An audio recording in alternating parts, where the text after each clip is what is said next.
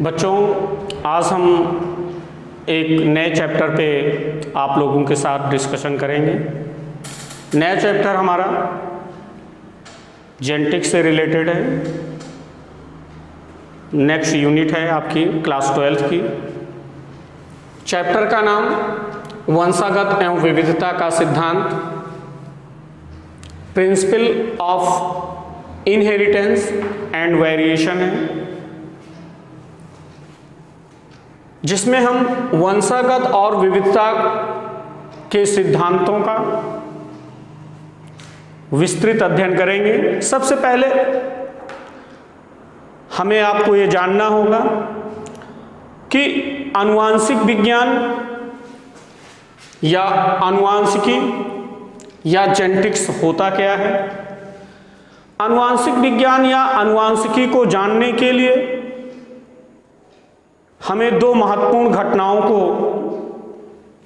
समझना होगा।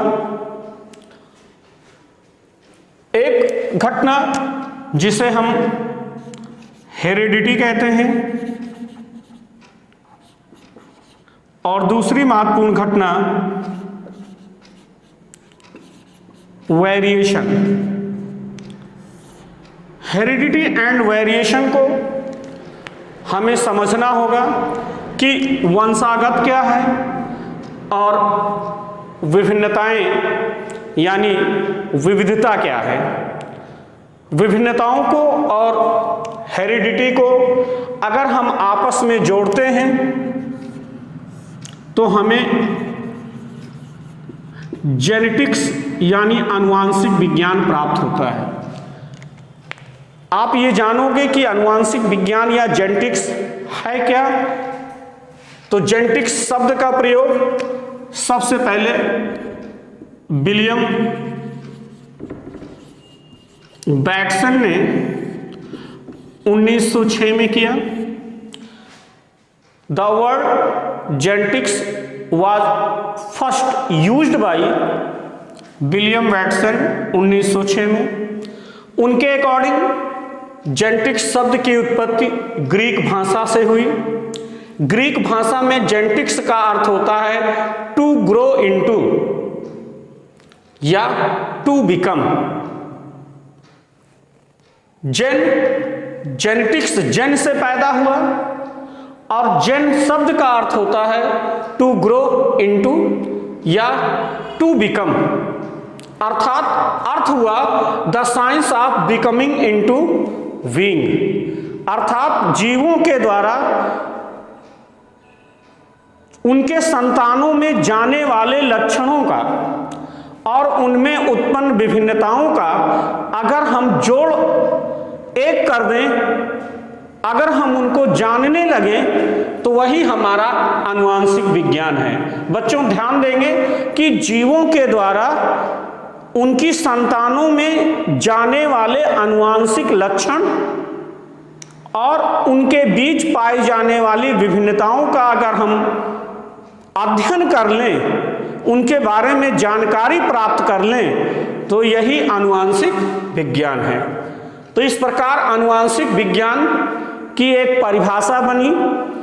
आनुवांशिक विज्ञान जीव विज्ञान की वह शाखा है जिसके अंतर्गत आनुवांशिक लक्षण यानी जेनेटिक कैरेक्टर और उनकी वंशागत का तथा विभिन्नताओं का अध्ययन किया जाता है, उसे हम आनुवांशिक विज्ञान कहते हैं। तो प्यारे बच्चों, genetics is a branch of biology that deals with the heredity and variation. Genetics में हेरिडिटी और वेरिएशन दो शब्द शामिल किए गए हैं और इनका जानना ही हम आनुवांशिक विज्ञान कहते हैं इसे।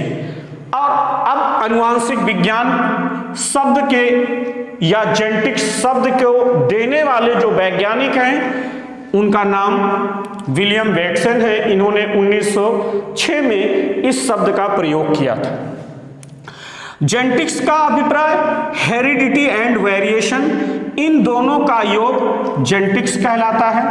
अब हम आपको यह बताएंगे कि हेरिडिटी या वेरिएशन होते क्या हैं। तो सबसे पहले आप ये जानोगे हेरिडिटी क्या चीज होती है। हेरिडिटी या हम वंशागत कहते हैं इसे। वंशागत होता क्या है? तो आपने वंशागत को डिस्कस करने से पहले आपको कुछ रोचक तथ्य आपके सामने रखे जाते हैं। आपने देखा है कि प्रकृति में प्रत्येक जीव अपने ही जैसे संतान पैदा करता है।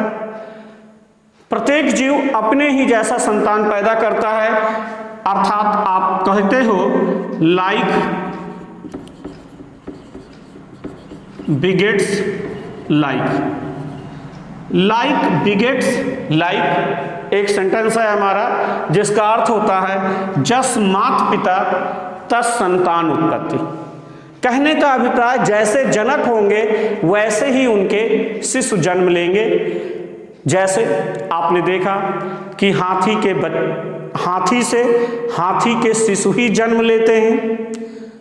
अब यहां पे क्वेश्चन उठता है कि हाथी से हाथी के शिशु ही क्यों जन्म लेते हैं, दूसरे जीव क्यों नहीं पैदा हो जाते? या मनुष्य से मनुष्य के ही शिशु क्यों जन्म लेते हैं, दूसरे जीव क्यों नहीं पैदा हो जाते? या विभिन्न प्रकार के जो पौधे हैं, आम से आम के बीज और आम के ही पौधे क्यों पैदा होते हैं, दूसरे पौधे क्यों नहीं पैदा हो जाते?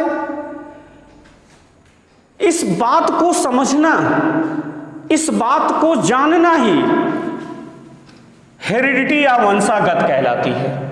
तो हेरिडिटी या वंशागत का अभिप्राय है the transfer of genetic character from parent to their progeny. Transfer of genetic character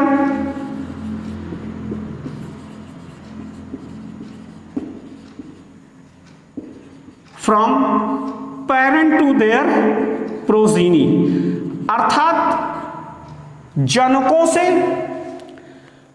उनकी संतति में आनुवांशिक लक्षणों के पारगमन की प्रक्रिया को वंशागत यानी हेरिडिटी या हम इसे इनहेरिटेंस कहते हैं।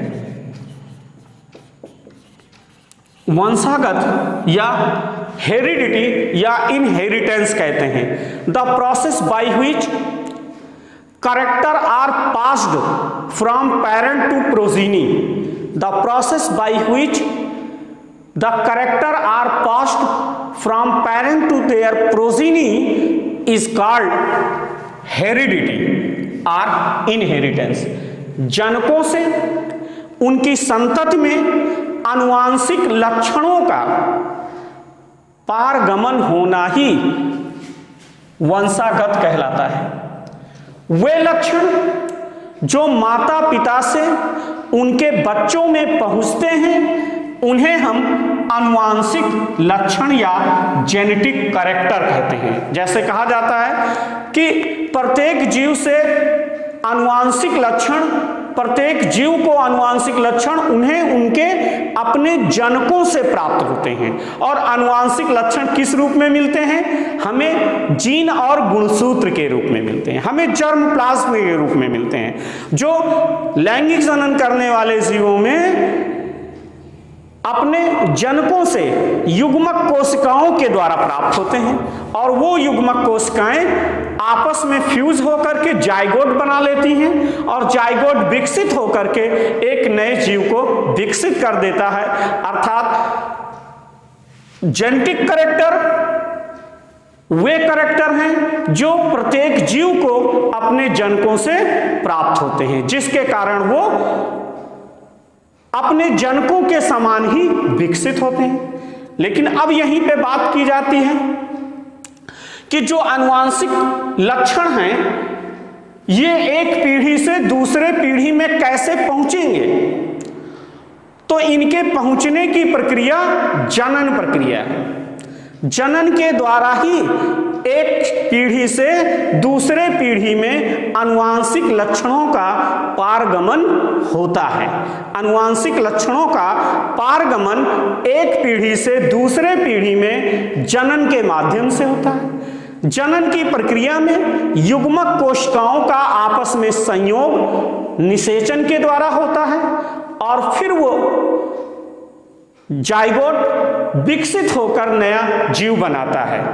इस प्रकार आनुवांशिक लक्षणों का एक पीढ़ी से दूसरे पीढ़ी में वंशागत होने की प्रक्रिया को ही इनहेरिटेंस कहते हैं। सो बच्चों, हम कह सकते हैं कि inheritance it is a process in which genetic character are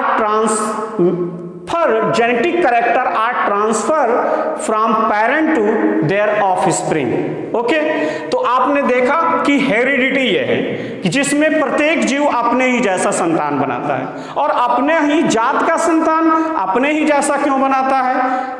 इसके लिए जिम्मेदार है उसका आनुवांशिक पदार्थ। आनुवांशिक पदार्थ, जो आनुवांशिक पदार्थ उसके जीन और गुणसूत्र के रूप में होता है, जिसमें वो अपने जनकों जैसी संरचना को बनाने वाले जीन को सुरक्षित रखता है और वो गुणसूत्र के द्वारा एक पीढ़ी से दूसरे पीढ़ी में पहुंचा दिए जाते हैं। आपने इससे पूर्व की कक्षा में आपने पढ़ा होगा, प्रीवियस क्लास में पढ़ा होगा कि गुणसूत्र आनुवांशिक लक्षणों के वाहक हैं। Chromosome is a carrier of genetic character, और जेनेटिक मटेरियल हमारा क्या है? डीएनए, जो बना किस रूप में है? जीन के रूप में। छोटी छोटी इकाइयां जीन, और जीन आनुवांशिकता की इकाई है।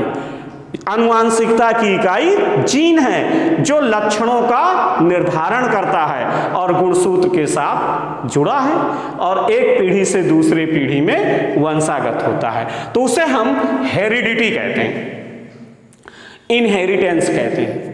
अब दूसरी यहां पे महत्वपूर्ण क्वेश्चन आपने उत्पन्न होता है। नेचर में, आपने प्रकृति में बहुत सारे चीजों का अवलोकन करते रहते हो, क्योंकि विज्ञान तो करके देख करके सीखने की प्रक्रिया है। आपने बहुत सारे नेचर में देखे होंगे कि बहुत सारे ऐसे एनिमल हैं, प्लांट हैं, जिनके बीच बहुत सारे कैरेक्टर में डिफरेंसेस होते हैं, उनके बीच बहुत सारी वेरिएशन होती हैं, और वो विभिन्नताएं, वो जो विभिन्नता है, असमानता है, जो उनके बीच अंतर है, आपने देखा होगा उनके रूप, रंग, स्वभाव, हैबिट आदि में अंतर पाए जाते हैं। अर्थात आप कहेंगे morphological, physiological and behavioural differences होती हैं। जैसे एक ही माता पिता की संतानें एक ही जैसे क्यों नहीं होती, कार्बन कॉपी क्यों नहीं होते, एक ही जैसे आइडेंटिकल क्यों नहीं होती, सिबलिंग जो हैं एक ही माता पिता की संतान क्यों अलग अलग होते हैं। परिवार में आपने देखा होगा माता पिता, आपके परिवार के साथ आपके भाई बहन, सब लोगों का मिला के जो फैमिली आपकी है, सारे लोग एक जैसे नहीं हो, सभी लोग अलग अलग हो, सबकी फोटो अलग है। किसी के नाक की बनावट अलग है, किसी के ओंठ की बनावट अलग है, किसी के बालों का बनावट अलग है, आंखों की पुतलियों का रंग अलग है, त्वचा का रंग अलग है। ये सारे जो अंतर आ रहे हैं परिवार में, नेचर में, जीवों के बीच जो परिवर्तन है, यही विविधता या विभिन्नता है। तो हम बात करते हैं आनुवांशिक विज्ञान की दूसरी महत्वपूर्ण प्रक्रिया, जिसे हम वेरिएशन यानी विभिन्नता कहते हैं। विभिन्नताएं, तो आप कहोगे विभिन्नताएं क्या होती हैं या वेरिएशन क्या होते हैं? जैसा मैंने बताया कि एक जैसे नहीं है, अलग अलग दिखते हो। आप अपनी क्लास में बहुत सारे स्टूडेंट एक साथ बैठते हो, बहुत सारे फ्रेंड आपके साथ बैठते हैं, लेकिन सब लोग अलग अलग हो। आप अपने दोस्त को पहचान जाते हो इजी वे में कि ये मिस्टर, इनका नाम ये है, इनका नाम ये है। ऐसा क्यों पहचान जाते हो? क्योंकि उनकी मॉर्फोलॉजी, उनका रूप आकार दूसरों से अलग है। आप अपने बायोलॉजी टीचर को इजीली पहचान जाते हो, केमिस्ट्री टीचर को इजीली पहचान जाते हो। ये पहचान कैसे आया, उनमें ये बदलाव, उनमें ये आपने कैसे जाना, यही चीज जानना ही, उनको पहचानना ही विभिन्नता इसका मुख्य कारण है। आप विभिन्नता के कारण ही इस पूरी दुनिया के प्रत्येक मनुष्य को आप पहचानते हो। आप हर मनुष्य को जानते हो कि ये बड़े बड़े सेलिब्रिटी हैं, अच्छे प्लेयर्स हैं, क्रिकेट के खिलाड़ी हैं, आप पहचान जाते हो। क्यों? उनके बैट से नहीं पहचानते आप उनके रूप से पहचानते हो, उनकी मॉर्फोलॉजी से पहचानते हो। तो जीवों के बीच जो ये अंतर आया, अर्थात variation is a degree by which progeny differ from their parent. Variation वह प्रक्रिया है जिसके द्वारा संतान अपने जनकों से, अपने माता पिता से अलग दिखता है। तो विभिन्नता सजातीय जीवों के सदस्यों में पाई जाने वाली असमानता ही विभिन्नता कहलाती है। सजातीय जीवों में पाई जाने वाली असमानता ही विभिन्नता कहलाती है। जैसा आपको मैंने बताया कि आपके क्लास के सारे छात्र अलग अलग दिखते हैं, ये विभिन्नता का सबसे अच्छा और सटीक उदाहरण आपके लिए है, जिससे आपने सबको अलग अलग पहचाना। अब ये विभिन्नताएं क्यों आती हैं और कैसे आती हैं, अगर हम ये चीज जानना चाहते हैं तो हमको आनुवांशिक विज्ञान पढ़ना पड़ेगा। आनुवांशिक विज्ञान से हमें ये ज्ञात हो जाएगा कि जीवों में जनकों से उनके संतति में विभिन्नता कैसे पहुंचती है, जिससे वो अपने जनकों से पूर्णतया अलग हो जाते हैं। एक विशेष तौर पे आप याद रखिएगा, स्पेशली इस चैप्टर में ट्विंस का भी जिक्र किया जाएगा आपसे, जुड़वा बच्चों पर भी। एक ट्विंस होते हैं आइडेंटिकल ट्विंस, मोनोजाइगोटिक ट्विंस होते हैं। इस तरीके के जो जुड़वा होते हैं उनमें जन्मजात विभिन्नताएं नहीं होती, उनमें वातावरणीय विभिन्नताएं पाई जाती हैं। तो याद रखने की बात है आपको कि आइडेंटिकल ट्विन को छोड़कर, मोनोजाइगोटिक ट्विन को छोड़कर बाकी नेचर के सभी जीवों के बीच विभिन्नताएं पाई जाती हैं। अब विभिन्नताओं का आपने डिफिनीशन देखा कि जीवों के बीच पाए जाने वाला अंतर विभिन्नता होती है। आगे बात करते हैं कि विभिन्नता कितने प्रकार की होती है। हम लोग इसको भी थोड़ा सा जान लें कि विभिन्नताएं कितने प्रकार की होती हैं। तो बच्चों, आप सबसे पहले याद रखोगे, पहली विभिन्नता जो होती है उसे हम सोमैटिक वेरिएशन कहते हैं, अर्थात आप कहोगे दैहिक विभिन्नता। दैहिक विभिन्नता आप कहोगे। दैहिक विभिन्नताएं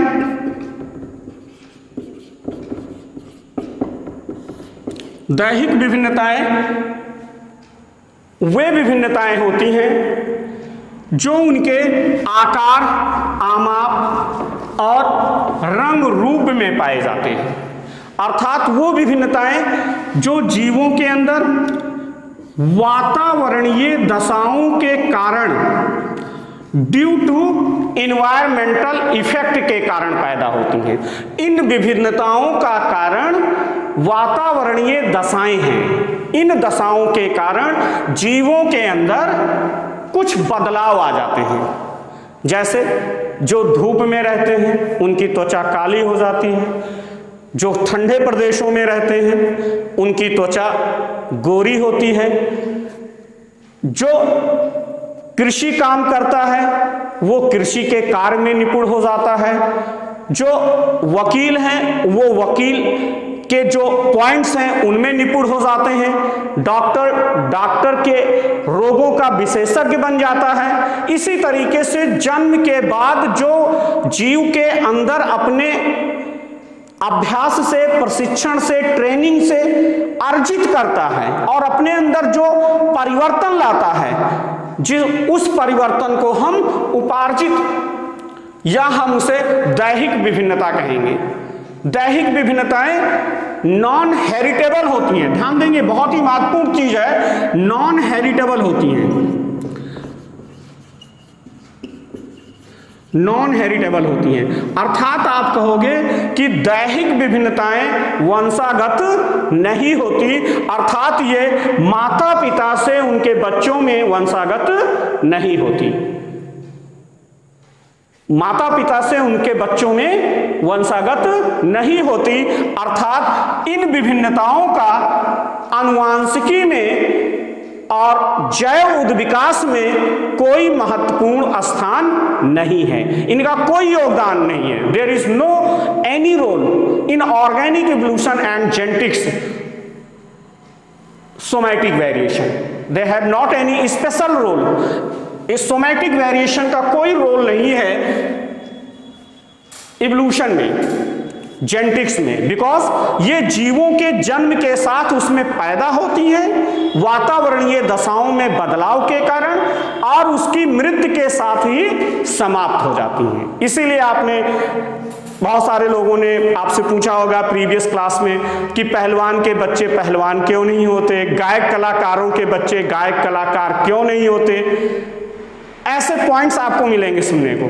तो उसका कारण आप बताओगे कि ये दैहिक विभिन्नताएं हैं, ये वंशागत नहीं होती, ये एक पीढ़ी से दूसरे पीढ़ी में नहीं जाती, दैहिक विभिन्नताएं जो वातावरणीय दशाओं के कारण पैदा होती हैं। दूसरी तरफ हम बात करते हैं दूसरा वेरिएशन, ब्लास्टोजेनिक वेरिएशन, या हम इसे जर्मिनल वेरिएशन कहते हैं। ब्लास्टोजेनिक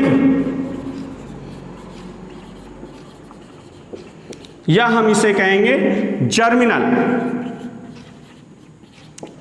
वेरिएशन, अर्थात वह वेरिएशन, वह विभिन्नता जो जीवों के ब्लास्टोमियर में आए। ब्लास्टोमियर क्या होती है?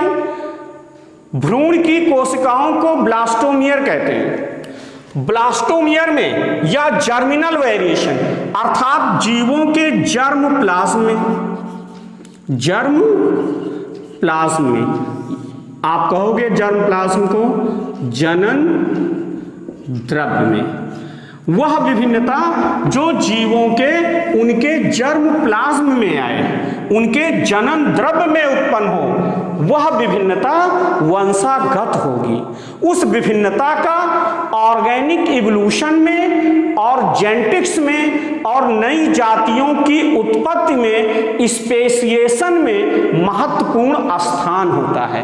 अर्थात जनन द्रव्य क्या होता है? प्रत्येक जीव का अपना आनुवांशिक पदार्थ, गुणसूत्र की संख्या, प्रत्येक जात में गुणसूत्र की संख्या निश्चित होती है, और वह निश्चित गुणसूत्र की संख्या ही उस जीव का अपना जन्म द्रव्य होता है। जैसे मनुष्य में 46 गुणसूत्र होते हैं जो डिप्लॉयड संख्या है, दुगुणित कोशिकाओं में 46 क्रोमोसोम मनुष्य के अंदर होते हैं। इन गुणसूत्रों को, संख्या को ही हम जनन द्रव्य कहते हैं। क्यों? क्योंकि गुणसूत्र पर ही आनुवांशिक पदार्थ डीएनए जीन के रूप में होता है। अब आप थोड़ा सा ध्यान देंगे, एक नया वर्ड आपके लिए आ रहा है, जीन। आनुवांशिक पदार्थ डीएनए जीन के रूप में होता है। जैसे मोतियों की माला है, उसमें बहुत सारी मोतियां एक धागे में पिरोई हैं, वैसे ही हमारा गुणसूत्र होता है। उस गुणसूत्र में बहुत सारे जीन पिरोए होते हैं, और प्रत्येक जीन एक आनुवांशिक लक्षण का स्थानांतरण करके एक लक्षण को बनाने की सामर्थ्य रखते हैं। इसलिए कहा गया जीन आनुवांशिकता की इकाई है। यूनिट ऑफ हेरिडिटी और इनहेरिटेंस इज जीन। अब आप जीन शब्द का उपयोग जॉनसन ने 1909 में किया था, लेकिन ग्रेगर जॉन मेंडल इन शब्दों से परिचित नहीं थे, इसलिए उन्होंने जीन शब्द के लिए फैक्टर शब्द का उपयोग किया था। कारक, जीन के लिए कारक शब्द का उपयोग किया था, जिसे हम आपको मेंडल से रिलेटेड टॉपिक पर डिस्कस करेंगे आपके साथ। तो जनन द्रव्य में जो अंतर आता है, अब जनन द्रव्य गुणसूत्र यानी डीएनए, जीन में जो अंतर आएगा कैसे आएगा, इस बात को समझना है हमको। जनन द्रव्य में लैंगिक जनन करने वाले जीवों में जब सेक्सुअल रिप्रोडक्शन करते हैं उन सेक्सुअल रिप्रोडक्शन करने वाले जीवों में जब युग्मक का निर्माण होता है, ध्यान देंगे, जब युग्मक कोशिकाओं का निर्माण होता है तो उस युग्मक कोशिका के बनने के लिए, युग्मक कोशिका को बनने के लिए अर्धसूत्री विभाजन होता है। अर्धसूत्री विभाजन होता है। आपने प्रीवियस क्लास 11th में कोशिका विभाजन चैप्टर पढ़ा होगा जिसमें सूत्री और अर्धसूत्री विभाजन पढ़ा होगा। तो आप बताएंगे कि युग्मक निर्माण की क्रिया में अर्धसूत्री विभाजन होता है और उस अर्धसूत्री विभाजन की क्रिया में पारगमन यानी क्रॉसिंग ओवर की क्रिया होती है और उस क्रॉसिंग ओवर की क्रिया में समजात गुणसूत्र खंडों में परस्पर अदला बदली हो जाती है और जब समजात गुणसूत्र खंडों में परस्पर अदला बदली होती है तो उनमें नए लक्षणों के संयोग आ जाते हैं। इस प्रकार क्रॉसिंग ओवर वह घटना है जिसके माध्यम से युग्मक कोशिकाओं में आनुवांशिक पुनर्संयोजन हो जाता है और उस आनुवांशिक पुनर्संयोजन सेक्सुअल रिकॉम्बिनेशन के कारण नए लक्षण आ जाते हैं और नए लक्षण आने के कारण ही वह जीव अपने जनकों से पूर्णतया अलग हो जाता है। अर्थात ना तो वो हूबहू अपने मां जैसा होता है ना तो हूबहू अपने पिता जैसा होता है, अर्थात उसमें morphological and behavioural and physiological variation पैदा हो जाता है। रूप, रंग, आकार, आमाप आदि उसके बदल जाते हैं। इस कारण जीवों में विभिन्नताएं पैदा होती हैं। तो विभिन्नता जो आनुवांशिक पदार्थ में जनन द्रव्य में होगी वही विभिन्नता वंशागत होगी। यह विभिन्नता लैंगिक जनन करने वाले जीवों के युग्मक निर्माण के समय अर्धसूत्री विभाजन द्वारा होता है। अर्धसूत्री विभाजन में पारगमन की क्रिया होती है जिसके कारण नए लक्षणों के संयोग आते हैं और वो जीव अपने जनकों से पूर्णतया अलग हो जाता है। तो बच्चों, आपने इस बात को सीखा आज कि जो आनुवांशिक विज्ञान का इंट्रोडक्शन है, जो परिचय है, वो मैंने आपको बताया कि आनुवांशिक विज्ञान में हम दो मूल तत्वों का अध्ययन करेंगे। एक हेरिडिटी वंशागत का और दूसरा वेरिएशन का, विभिन्नताओं का, और इन दोनों का संयोग ही आनुवांशिक विज्ञान कहलाता है। दूसरी चीज, अब आपने जैसे देखा कि आनुवांशिक विज्ञान का इतिहास यद्यपि बहुत पुराना है, आनुवांशिक विज्ञान का इतिहास बहुत पुराना है। हमने देखा कि प्रकृति में मनुष्य ने 8000 से 1000 ईसा पूर्व, बिफोर क्राइस्ट, 1000 ईसा पूर्व आनुवांशिक विज्ञान की प्रक्रियाओं को जान गए थे। उनको ये ज्ञान हो चुका था कि 8000 से 1000 ईसा पूर्व वो ये जान गए थे कि ये जो विभिन्नता है, ये वेरिएशन जो है, ये सेक्सुअल रिप्रोडक्शन में छिपा हुआ है। विभिन्नताओं का जो कारण है वो सेक्सुअल रिप्रोडक्शन में छिपा हुआ है, अर्थात सेक्सुअल रिप्रोडक्शन के कारण ही विभिन्नताएं उत्पन्न होती हैं जीवों में। उसके बाद इसलिए मनुष्य ने पौधे और जंतुओं की अनेक प्रजातियों का लाभ उठाया। उन प्रजातियों के जीवों को चुनकर, लाभदायक जंतुओं और पौधों को चुनकर उनमें परस्पर संकरण कराया, उनमें परस्पर क्रॉस कराया और उनकी उन्नत और अधिक सक्षम लाभप्रद जंतु और पौधों को विकसित किया। इसी तरह मनुष्य ने पुरानी जंगली गायों को कृत्रिम चयन और पालतू बनाकर, पुरानी जंगली गायों को कृत्रिम चयन, आर्टिफिशियल सिलेक्शन एंड डोमेस्टिकेशन करके उनकी एक उच्च भारतीय नस्ल को विकसित किया। उनकी एक उच्च विकसित भारतीय नस्ल को डेवलप किया, जिसे हम साहीवाल कहते हैं, जिसे हम साहीवाल कहते हैं, जो मोस्टली पंजाब में विकसित की गई। जंगली गायों को आर्टिफिशियल सिलेक्शन करके और उनका डोमेस्टिकेशन करके पालतू बनाकर उनके बीच संकरण करा के एक अधिक अच्छी प्रबल विकसित अच्छी ब्रीड, अच्छी नस्ल तैयार किया, जिसे हमने साहीवाल कहा। लेकिन हम इस बात को भी ध्यान देंगे कि जो प्राचीन हमारे पूर्वज थे उनको वंशागत और विभिन्नताओं का वैज्ञानिक कारण नहीं पता था, वो वैज्ञानिक अवधारणा से परिचित नहीं थे कि इनका वैज्ञानिक कारण क्या है, कि विभिन्नताएं क्यों पैदा होती हैं या वंशागत क्यों होते हैं, लक्षण कैसे जाते हैं माता पिता में, इनकी कोई साइंटिफिक प्रोसेस उनको नहीं पता था। इसलिए प्रारंभिक ज्ञान उनको पता था कि विभिन्नताएं लैंगिक जनन के कारण आती हैं, लेकिन जैसे जैसे विकसित होता गया समाज, जिज्ञासाएं मनुष्य की जन्म लेती गई, प्रबल होती गई, और मनुष्य ने अनेक प्राकृतिक रहस्यों को जानने का प्रयास किया। इसी के क्रम में ग्रेगर जॉन मेंडल एक सफल और बहुत ही सक्सेसफुल साइंटिस्ट के रूप में, एक जेनेटिशियन के रूप में, आनुवांशिक वैज्ञानिक के रूप में जन्म लेते हैं, और उन्होंने आनुवांशिक विज्ञान की वैज्ञानिक अवधारणा को जन्म दिया।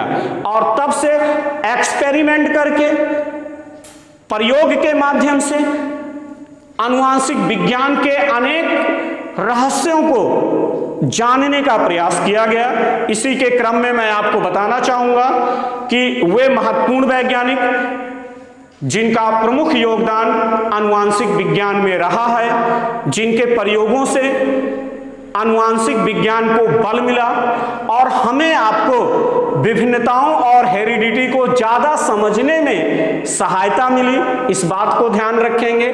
ग्रेगर जॉन मेंडल जो आनुवांशिकी के बैकबोन हैं, जिन्हें फादर ऑफ जेनेटिक्स कहा जाता है, Gregor John Mendel, modern genetics की इनसे बिगिनिंग हुई और इन्हें फादर ऑफ जेनेटिक्स की उपाधि मिली है। दूसरे क्रम में बेक्सन, जिन्होंने जेनेटिक्स शब्द का प्रयोग किया और मॉडर्न जेनेटिक्स में हम लोगों को ले आए, और इसलिए वर्तमान में इन्हें फादर ऑफ मॉडर्न जेनेटिक्स कहा जाता है। दूसरे क्रम में टीएच मॉर्गन, जो फादर ऑफ एक्सपेरिमेंटल जेनेटिक्स हैं, इन्होंने ड्रोसोफिला मेलानोगास्टर फल मक्खी पर आनुवांशिक विज्ञान के अनेक रहस्यों का एक्सपेरिमेंटल एनालिसिस किया और मनुष्य को बहुत सारी आनुवांशिक प्रक्रियाओं से अवगत कराया, परिचय कराया, जिन्हें फादर ऑफ एक्सपेरिमेंटल जेनेटिक्स कहा जाता है। TH Morgan father of experimental genetics हैं। साथ ही मनुष्य के आनुवांशिक लक्षणों का, मनुष्य में पेडिग्री एनालिसिस का, उनके वंशजों के बारे में जानकारी, मनुष्य में आनुवांशिक रोगों के बारे में नवीन जानकारियां देने का काम गैरॉड ने किया।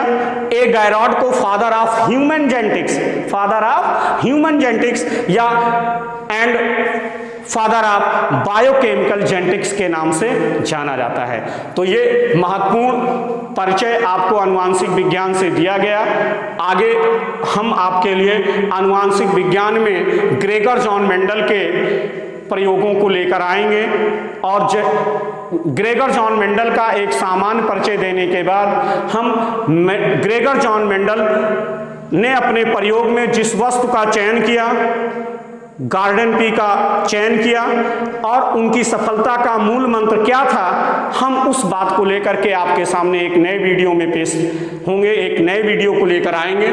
आपने आज सिर्फ आनुवांशिक विज्ञान का एक संक्षिप्त इंट्रोडक्शन प्राप्त किया है।